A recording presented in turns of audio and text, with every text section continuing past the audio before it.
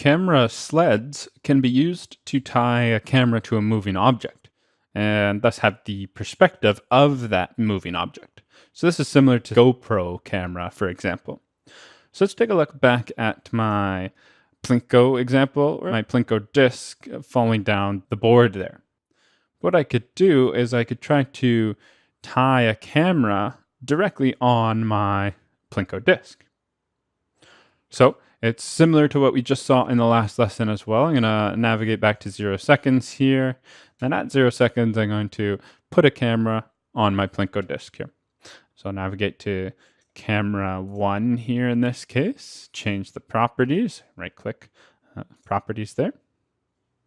And then I'll just want to, again, place my camera position and target point on a single object, on a moving object in this case, on my disc. So first I'm going to place my camera. So I'll click on camera position there. And just like we clicked on the sketch before, the path, you can click really on any object. So I'm going to click on this disc here, let's say. So now it's on the outer edge of the disc. And similarly, my target point, so where my camera would be pointing to, I'm going to click also on my Plinko disc about there. Okay. So now I can see where my camera is and where I'm pointing. And they're both on the disc there. And we can see how that's going to look, of course, as well.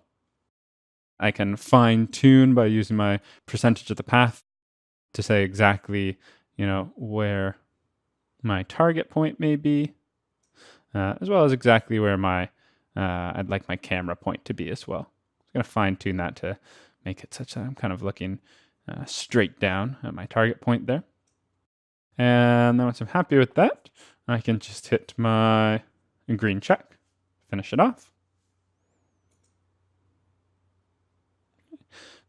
Now I have set up my camera directly on the Plinko disc, and as it falls, it should follow that Plinko disc object there. So just hit play from start here. And now I can see I have the perspective of the disc falling down my Plinko board. So again, a similar idea of, say, a GoPro or an attached camera of some sort.